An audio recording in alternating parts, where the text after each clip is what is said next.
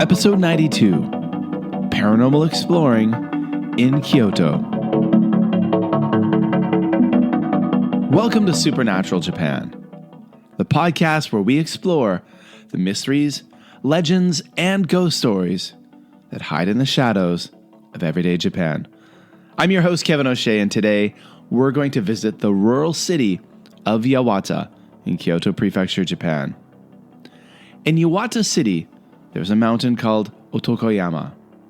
And on top of this mountain, or hill, depending on your perspective, sits Iwashimizu Hachimangu Shrine. Otokoyama also has a number of supernatural, mysterious, and yes, even haunted sites, and we explored many of them. In late December of 2025, while I was in Japan, I ventured out to Keihan Iwashimizu Hachimangu Station, where I was met by Japan-based writer, guide, and paranormal enthusiast Phillip Jackson. He's been on the show several times in the past, and whenever I'm able to venture back to Japan, we make sure to connect, explore, and record some episodes together.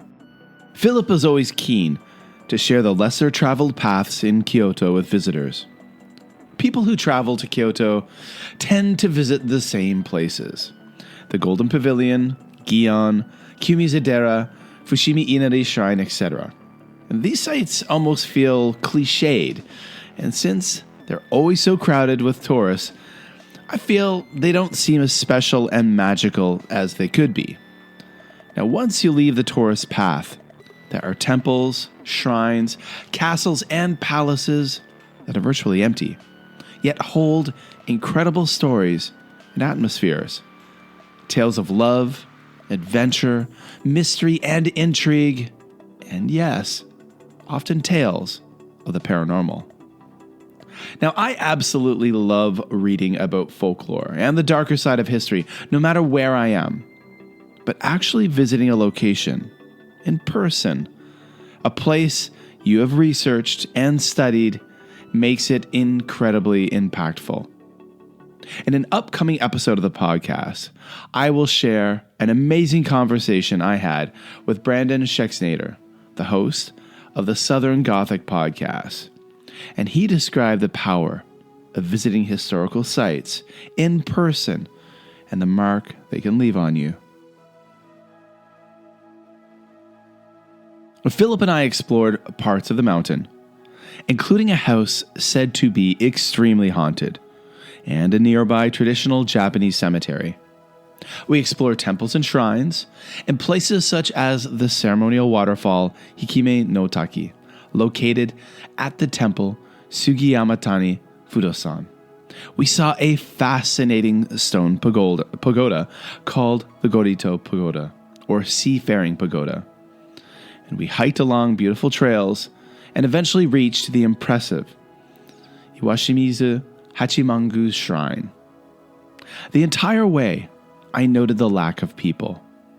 These locations were peaceful and serene, no signs of over-tourism, and this made the mountain more mysterious, and you could certainly feel the energy. We were also on the lookout for bears as well. That's right, bears. I don't mean the spirits of bears. I don't mean the ghosts of bears. I mean real bears. 2025 proved to be a record year for bear attacks in Japan and bear attack-related deaths. And this part of Kyoto Prefecture has its fair share of active bears, so I have to admit, I was a little on edge. I'd much rather meet a ghost on top of a lonely Japanese mountain than a hungry black bear. Phil and I hooked up my microphones, and he explained a lot of amazing things. So sit back and enjoy our conversation in Otoko Mountain in Yawata City, Kyoto, Japan. All right, so everyone, we are back with another episode of Supernatural Japan, outside, live, back in Japan, in Kyoto Prefecture, with Phillip Jackson, who you all know he's been on the podcast multiple times before, and we are standing in a very interesting location. Phillip, can you tell us a little bit about where we are? Now, of course, you guys know he brings me to spooky places, and we are at a spooky place, but it's morning, it's before lunch, so it's not that spooky at the moment. So where are we, Phillip? Can you describe the location and what's significant about it? Yeah, we're in Iwashimizu Hachimangu, which an area in Yawata in Kyoto. We're between Yawata and Hashimoto, standing by the railway line and next to an old abandoned house that's called the Suicide House. That's quite the name. Yeah, and of course it has a story to it. So behind us is the railway line, and Hashimoto, just down the road, was a Edo-era Yukaku red light district, and we're at the Fumikiri train line crossing, where it's said that the ghost of one of the ladies of the red light district, an apparition, her ghost has been seen at this area, and you can probably you can hear that it's a train crossing. We are sitting at a train crossing, and just so you guys know, there will be photos of this shared on the social media when this episode comes out, so you can see what it looks like. So turning round back to the Suicide House, it's an abandoned house, 3 stories. It looks like most of it's on the verge of collapsing. Yeah. But it's one of those places that's been on the paranormal lists, urban explorers list for quite a long time. Oh, okay. And it's... We got a train going past, yeah. And it got its name because basically... We just wait for the train to go by. Yeah. Even with microphones, it's still higher then, yeah. So it got its name because there is a story, whether it's true or not, that a family that was living in the house basically committed suicide. And so it's like an entire family committed suicide that's in this the story. house. Whether it's an urban myth or whether there's a grain of truth to it, I don't know. There's also a story that the bamboo forest behind, because we're on the base of Otokoyama, Mount Otoko, which we're going to head up. Okay. But there is a story that somebody also hung themselves in the bamboo forest behind the house. Oh, okay. Other people that have visited this site, urban explorers, paranormal investigators, they've reported seeing the shadowy figure of a woman in the house. Anyone that comes this way, I wouldn't encourage going inside because it does look like it's about to collapse. Yeah, as I look at it, I mean, it looks like a Showa era house. Yeah. With the kind of mud kind of exterior. I wonder if we can actually... There's a car coming down this little lane where we are. And I guess maybe they're turning where we are, where we want to... Oh, okay. It's a very narrow road, everyone. Oh. And there is another train coming, so maybe we'll scoot past the car. Yeah. So when I look at the house, I see this kind of older, kind of Showa era house. All the windows are smashed out. I can see one room with it looks like a chest, like a wardrobe inside that's kind of collapsing. Yeah. I can see that's clearly a bathroom because it's got like the tiles, the pink tiles all over the walls. At one point in the past, it said that it was maybe a guest house. Oh, okay. Where the family was running it as a guest house. But the second floor roof looks like it's about to fall down. So there's a lot of trains going by, folks. It's right next to the Keihan line. Yeah. But we can get closer up to it. Yeah. Because the pathway up to the side goes up to also a cemetery on the hillside here. Okay. But I mean, it looks. Oh, so it is open. Like you could, there's no doorway. So I mean, we're standing at steps that go up to an open doorway. Yeah. And it looks in worse state from even the last time I came. There's a refrigerator right in front of us, kind of on the ground. I mean, I wouldn't go in there. It doesn't look safe at all. It looks like you would potentially just fall through the floor. It looks like it's crumbling, doesn't it? Yeah. It does. Wires cut on the electric, and the windows are all smashed in.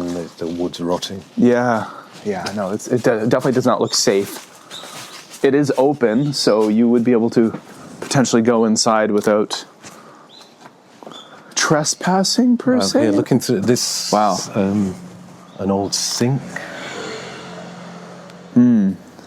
So you can see the hallway right through to the other side. There's opening on the other side, so you can see the forest there. And yeah, looking in, the floor is just completely collapsed. yeah. If you put a foot there, you would go straight under. Oh yeah. There's even a toothbrush left behind here. Oh yeah.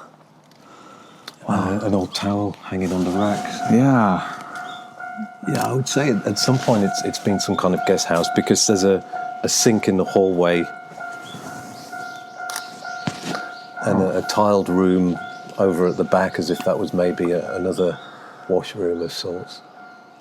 Oh wow! And so apparently there are tales of people spotting things in this area. Yeah. The Okay. figure of a dark shadow of what people have described as an apparition of a woman inside. Well, it definitely looks the part of a haunted house. Yeah. No doubt about that. Okay, so we're going to move on to that bamboo area now. Yeah, behind the back it's basically bamboo forests. Okay. And there is a story that somebody hung themselves at the back. All right.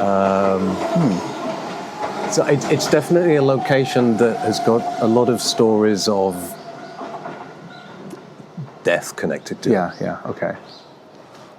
Isn't it, really? Yeah, it does. Yeah, the state of the house really does add to that. Okay, so now Philip and I are walking up some stone stairs behind the suicide house, and there's a bamboo grove. There's some abandoned outbuildings, which looks like there's storage sheds, or, I mean, this one does have a smokestack on it, though. Yeah. Kind of maybe it was a kuda of some kind. I don't know. It's got a pipe, though, that's going into the ground as well from right there. And there's another building behind it back there. Yeah. So, this is the bamboo grove, where apparently, word has it, potentially someone had committed suicide in this area as well. We're heading up to a cemetery. Yep, there's a cemetery up. It's a really steep set of steps. And we can with a ravine on the left side. smell incense burning. Whether that's coming from the suicide house or the cemetery above. I'm hoping it's coming from the cemetery above. Because we did also smell it at the base before we got to the house. True.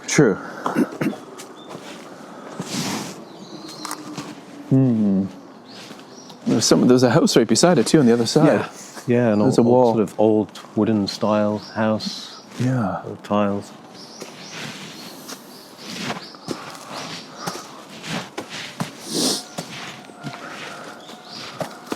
This is the most vertical climb I've had since coming to Osaka for this holiday. Osaka's pretty flat. Yeah.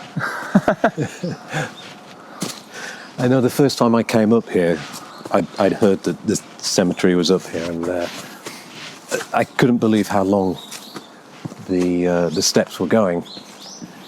Like, it's winding to the left, and it goes to the right, and it's pretty steep. We've left the cemetery, the suicide house, and now we are entering a temple grounds. So what is this place we're walking into now? Well, we're next to the Iwashimizu Hachimangu Tongu, which is a temporary shrine where the gods relocate to when they move from Iwashimizu Hachimangu at certain times of the year. And we're next to a large stone pagoda, which there's a sign says is a national important cultural property. It's called the Gorinto Pagoda. So this is one of the stories behind it. It's got a name of the navigation monument. Here it's translated as the seafaring monument. So the description they give is the Gorinto is a 5-tier stone pagoda erected in the Kamakura period, 1185 to 1333, 6 meters tall, 2.4 meters across at the base, making it one of the largest of such pagodas in Japan. A Gorinto is a type of Buddhist pagoda that was introduced in Japan during the mid-Heian period. They're more often made of stone, and their shape symbolizes the 5 elements believed to make up the universe. The tiers represent earth, water, fire, air, and ether, or the void. Unlike most Gorinto, this one bears no inscription, so the purpose of its creation is unknown. According to the most popular tale, around 1175, a merchant returning from China was caught in a violent storm at sea. Fearing for his life, he prayed to the deity Hachiman for protection and miraculously made it to shore. In gratitude to the deity who answered his prayer, the merchant erected this stone pagoda. Based on this story, the pagoda is also sometimes called the seafaring monument. Oh, okay, yeah. But the element of something mysterious, supernatural, legend has it that a gold lever was used for some purpose for construction. Fire spewed out from between the stones, and the bamboo of Otokoyama was used to complete the project by directing the stones into place. So it's a bit of a mystery how this huge stone pagoda was put together. And there is a sign there that says the National Important Cultural Property. Yeah. Gorinto. Gorinto. Cool. I have not seen something like this before. Neat. Yeah, it would be quite an effort to move those stones into Yeah, place. those are gigantic stones, yes. I know you've done an episode on rock lifting. Oh, yeah, stone lifting, yeah. I mean, imagine trying to lift this. Yeah. Because the middle one is like a sphere, isn't it? Yeah, it is, yeah. And it's huge. Yeah, these are tons and tons. Yeah, that would be very interesting. And folks, there will be photos with accompanying this episode, of course. Instagram, Facebook, all those places. And you can see what it looks like. It's pretty big. Okay, so Philip, now we've walked up the hill somewhat, through a few torii gates. And what's the area we're entering now? This is called Sugiyama Tani Fudo-san. It's the inner temple of Kano Temple. There's a tale of demons and evil spirits from this area. And the... Yeah, you were saying something about a lot of demons and evil spirits here. Yeah, the monk Kukai, also known as Kobodashi, is a travelling monk who comes up in lots of stories. One story connected to him is that he would bang his staff on the ground to bring forth waters. Okay. But apparently here, this area was said to be riddled with demons, evil spirits, and he decided to put a stop to it. And he quelled the evil spirits and carved a statue of the deity Fudumyo to keep the demons at bay. And we're just coming up to an area with a waterfall, a ceremonial waterfall, and there's a carved statue of Fudumyo at the base of the waterfall. Anyone listening will probably hear the water now. Yeah. This is called Hikime no Taki. So we're just crossing over the stream. Yeah. It's at about a 10-foot drop down there, isn't it? And you can see the statues, the stone statues, the grim-looking person holding like a sword in their hand and looking menacing. It's Fudumyo. Oh, okay. Fudumyo. We're going down the steps to the ceremonial purifying waterfall. And it's in quite a valley, lined with cedar trees and other big tall trees, a lot of moss growing everywhere on the rocks. A few degrees cooler than elsewhere.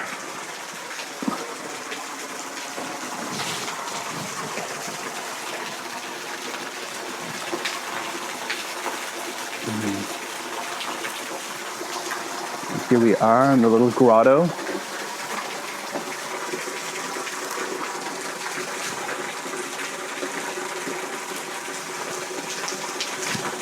I have to take a video of this definitely to share with people.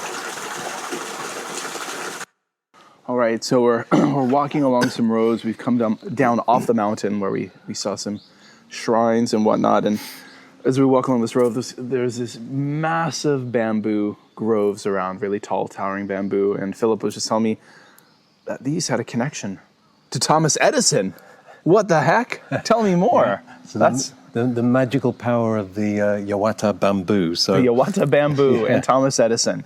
So in the late 1800s, 1879, Edison was using carbonized cotton filaments, Okay. tar and soot, and his filaments were lasting about 45 hours. Okay. So he was looking to manufacture something that would last more hours than that. And so the story is that one of his workers used the bamboo in the factory from this old Japanese fan that was just lying around in the factory. And they found that it lasted longer.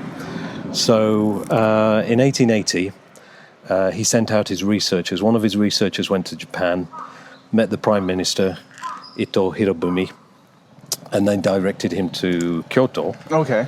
To here in particular. They went to two places, Sagano, Arashiyama area, and here, Yawata. And they found that the bamboo from Yawata filaments lasted nearly 2,500 hours. And so for about 10 years, they used the bamboo from Yawata to make their filaments until that was replaced in 1894 by cellulose. Wow. So apparently the bamboo forest here has these magical supernatural powers. So we're standing in a potentially supernatural bamboo grove. Yeah. I mean, Excuse me. there's obviously something special about them. Yeah. And I'll share some photos, folks, of the bamboo. It's really impressive bamboo. And we're just heading up to the main area where the Edison monument is. Wow, which okay. Celebrates that. So we're going to go see the Thomas Edison Monument and learn more about this amazing bamboo, which is quite beautiful. Okay, so we've come into a parking lot area where there's a cafe, a main shrine building, some vending machines, which I think a cup of coffee will be, or a bottle of coffee should be in my future. And then to the memory of Thomas Alva Edison, a big black memorial. What are we looking at here, Philip? So this is just a memorial to remember that the bamboo was used here. Okay, yeah. It used to be in a different location. They moved it a few years ago. So there was a plaque here with information in Japanese and English. Yeah, the first monument to Edison was built on the grounds of Iwashimizu Hachimango in 1934. It was moved to this location in 1958 and redesigned in 1984. And that's because, as we talked about earlier, the bamboo from the forest here were used in the late 1800s to extend the life of the filaments for the light bulbs that he was making. It says he tried thousands of options from metals to cotton thread and even beard hair. Oh, wow. Beard hair, yeah. And concluded that bamboo was the most promising, sent his assistants to locations to find samples around the world, including Kyoto. High-quality bamboo specimens gathered on their journey did indeed produce especially durable filaments. Yeah. Well, they burned for over 1,000 hours. Yeah. And I've seen reports where 2,500 hours in some cases. Wow. I'll get a photo of this monument for the folks in the podcast to see.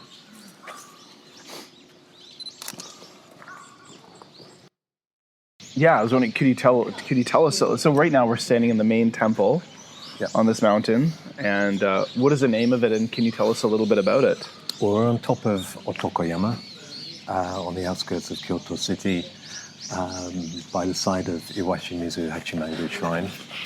And this shrine was established in the late 800s, I believe about 894, when the monk Gyokyo had a vision that this would be the place to build the shrine, dedicated to the warrior god Hachimangu, and then the shrine would look over the imperial city from the mountain. And later on, in late 1500s, it was renovated by Oda Nobunaga. So next to us is a wall to our right here, which was rebuilt at that time Then there was further rebuilds by Toyotomi Hideyoshi, and then in the 1600s, Tokugawa Iemitsu. So we're just walking around looking for the monkey. nail-eyed monkey. Yeah, Tell us about that monkey. well, around the shrine, there are these wooden carved decorations connected to the building. We just saw one which was an elephant. And apparently there's a monkey somewhere. And the story is that the monkey carving was so lifelike that it would come to life and run around the temple, sort of a Curious George kind of character. Okay. And so to stop this monkey from doing that, then they put a nail through its eye to attach it to the building. Oh wow. Okay. So we're just kind of looking around for that. Yeah, we're gonna walk on the perimeter here and see if we can find this Eye-nailed monkey. I see there's a dragon up there. Some dragons on both sides here. Don't see a monkey. It would be probably quite a grotesque carving to see a monkey with a nail through its eye. There's more dragons and birds. So we're at the back now where there's these sub-shrines. Yeah. So other shrines in Kyoto, like Inari. Some very well-worn roofs. Yeah. A lot of stone lanterns here. More Yeah. so than I've seen in other shrines. Well, the main path that we came up to the shrine is the famous pathway, which is lined by stone lanterns. Still not seeing the monkey. No. But definitely a lot of birds. We can hear a lot of birds. Yeah. Lots of brown-eared bulbuls, which are a large gray bird that are very aggressive and noisy.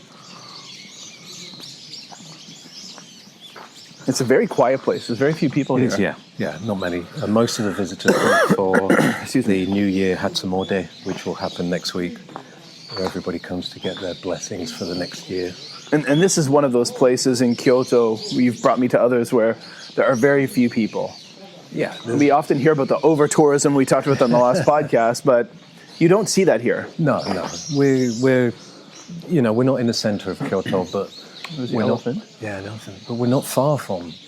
Kyoto is a small place. It's not a big city. It's not like Tokyo or Osaka. So it's the area that gets classified or seen in the media as over tourism is just a very small area. True. And But that's where everyone goes, you know. People can't see the monkey. I mean, people follow influencers and travel influencers and see that they all go to the same places. And a lot of the travel influencers who've never been to Japan do their research by just watching other YouTubers, I think. Yeah. And it's just kind of, everyone just goes to the same place. But this is a gorgeous area with a lot of history and beauty. And just very few people here. Now this tree here, this camphor tree, Kusunoki Masashige was a samurai in the 14th century, and he's said to have donated this camphor tree to pray for victory in battle in 1334. This tree is approximately 700 years old and is now a designated natural monument of Kyoto Prefecture. Wow. It's a huge tree. Yeah, let's get a picture of this tree. So we're kind of wrapping things up on our little tour around today. Philip and I have been walking all over the place. A lot of steps. It's been great. And now we're standing on the top of an observation tower. What is this place and what are we looking at? So this is the observation tower. It's called Sakura Deaikan. Just where Katsura River, Uji River, and the Kizu River come together to form the Yoda River, which then goes on to Osaka. Okay.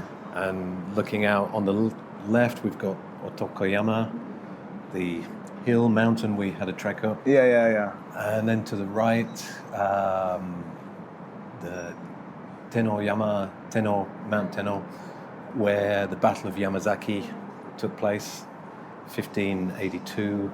That's where Akechi Mitsuhide was defeated by Toyotomi Hideyoshi. And then after that, he escaped to Kyoto, where he was ambushed in Ogurisu and that's where his ghost is supposed to be.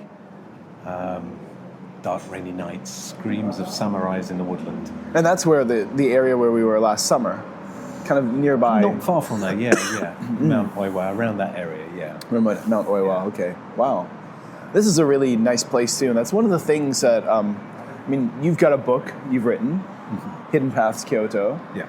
And these areas are in that book. Yeah, one of the walking routes in one of the books is all in that, around Otokoyama. It's not in the center of Kyoto. It's got shrines, a bit of paranormal. Shrines everywhere. Yeah. Lots of shrines. Some nice hiking. So that's the thing, folks. Kyoto is an amazing place. It's very remarkable, but the kind of the critical mass of tourists tend to go to just a few places. Yeah. But there's a lot of other incredible things to see. Yeah. Which is like the places you took me to last summer. We went to Mount Oiwa now. So I'm curious, where can people find your website, your books, to learn more about these things? The website is hiddenpathskyoto.com, and the books, Hidden Paths Walk in Historical Kyoto, you can find those on Amazon. Paranormal Kansai, Paranormal Japan, they're all on Amazon as well. Nice. We're going to wrap things up because I think my voice doesn't have much longer. My voice is dying here, but it's a beautiful sight. The place where I'm right now, the observation tower at the end of this walk, it's really quite remarkable. Very beautiful. It's a quiet time of year. It's the Shogatsu holiday. People are all on holiday now, which unfortunately for us, we couldn't find somewhere to eat lunch because everything is closed. Everything's closed, yeah. Everything is closed, but we luckily packed some. We each had the wherewithal to pack some snacks in our bags, and that helped us power through the day. Well, thanks, Phillip, for coming on the podcast again. Really appreciate it. Thanks for having me again. Thanks for listening to Supernatural Japan. If you enjoyed this episode, be sure to follow us on Apple Podcasts, Spotify, or wherever you listen to podcasts. And if you like the show, help us grow. Please leave a review. Leave us a rating, and remember to follow. Remember to subscribe. That's really important. Now, to see photos of my adventure in Yawata City and on Mount Otoko with Phil Jackson, please follow the podcast Instagram at Supernatural Japan, as well as our awesome Facebook group. The links will be in the show notes, and you'll see lots of photos and videos over there, pictures that we took on the day. Now, I put a reel of our cemetery exploration on the mountain a few weeks ago, so you definitely want to go back and check out the Instagram to see that. That was a lot of fun. Now, of course, you can find Phillip Jackson's books, Hidden Paths Kyoto, Paranormal Kansai, and Paranormal Japan over on Amazon. There will be links in the show notes. And of course, you can check out his website at hiddenpathskyoto.com. Now, please email me with your thoughts, your ideas, questions about supernatural things in Japan, or simply to say hello. Some amazing people recently have been reaching out to me through email, and I absolutely appreciate it. I really love hearing from you guys. And you can email me at supernaturaljapan@gmail.com. Of course, you can also follow me on Blue Sky and X. I'm very active over there at Matt from Maple.